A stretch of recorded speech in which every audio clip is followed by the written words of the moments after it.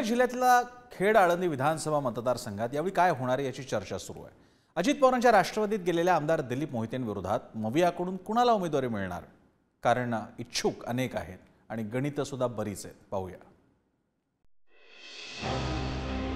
विधानसभा मतदारसंघात आतापर्यंत राष्ट्रवादी विरुद्ध शिवसेना असा तगडा सामना रंगत आला। आमदार दिलीप मोहिते हे 2004 पासून 2014चा अपवाद वगळता खेडचं प्रतिनिधित्व करतात। मात्र राष्ट्रवादीत फूट झाल्यानंतर आमदार दिलीप मोहितेंनी अजित पवारांना साथ देण्याचा निर्णय घेतला। त्यामुळे मवियातून ठाकरेंची शिवसेना या मतदारसंघावर दावा ठोकते।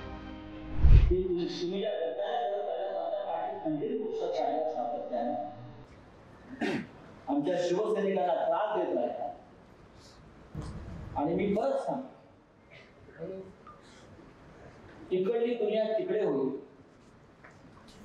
पण पुढला खेळचा आमदार शिवसेनेचा। यापूर्वी सुद्धा मी विकासाच्या मुद्द्यावर निवडणुका लढवल्यात आणि गेल्या 3 टर्ममध्ये मी या खेड तालुक्याचा विकास आणि विकासच केलेला आहे। त्यामुळे विकास सोडून दुसऱ्या मुद्द्यावर मी कुठेही जाणार नाही। आमदार दिलीप मोहिते 2004, 2009 आणि 2019 मध्ये विधानसभेत पोहोचले। त्यामुळे त्यांच्या विरोधात सर्व विरोधक एकवटल्याचं बघायला मिळतंय। बाबाजी काळे ठाकरेंची शिवसेना, अमोल पवार ठाकरेंची शिवसेना, अतुल देशमुख शरद पवारांची राष्ट्रवादी, सुधीर मुंगसे शरद पवारांची राष्ट्रवादी, निर्मला पानसरे राष्ट्रवादी काँग्रेस, शरद बुट्टे पाटील भाजपा। खऱ्या अर्थानं या तालुक्याला योग्य विजन असणारा नवीन लोकप्रतिनिधी असणं हे गरजेचं आहे आणि त्या दृष्टीनं शिवसेना उद्धव बाळासाहेब ठाकरे या पक्ष नवीन लोकप्रतिनिधी करण्यासाठी सज्ज झालेला आहे। 30 वर्षापासून खेड तालुक्यामध्ये जे राजकारण चालू आहे, असं वाटतं, एक खंत वाटते की बाबा ह्या राजकारणामध्ये आपण काहीतरी करू शकतो। त्याच्यामुळं इथल्या स्थानिक युवकांसाठी मला रोजगाराची संधी खूप मोठ्या प्रमाणात द्यायची आहे। ते प्रश्न सोडवण्यासाठी आम्ही खऱ्या अर्थानं ह्या तालुक्यामध्ये पवार साहेबांच्या माध्यमातून, महाविकास आघाडीच्या माध्यमातून आम्ही काम करत आहोत।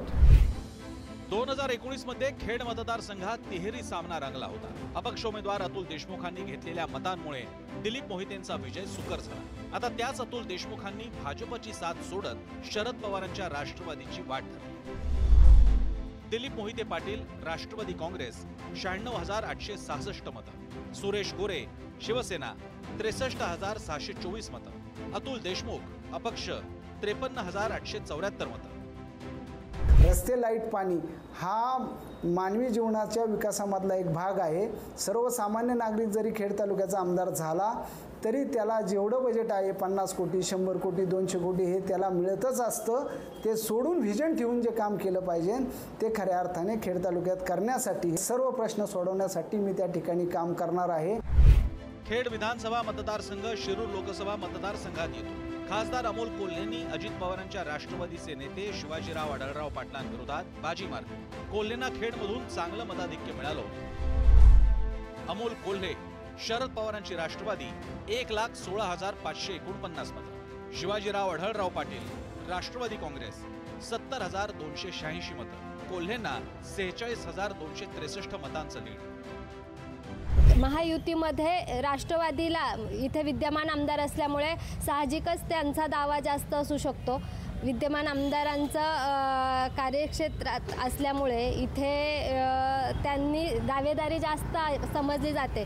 परंतु जर नवीन चेहरा द्यायचा म्हटलं तर आमदारांच्या ऐवजी दुसरं कुणाला संधी मिळू शकते का, यासाठी अनेक जण इच्छुक आहेत पक्षामधनं। मवियात खेडची जागा ठाकरेंची शिवसेना की शरद पवारांच्या राष्ट्रवादीला सुटणार यावर राजकीय गणितं अवलंबून असणार। त्यामुळे दिलीप मोहितेंविरोधात कोण याकडे मतदारांचं लक्ष असेल। तुषार झरेकर, पुढारी न्यूज।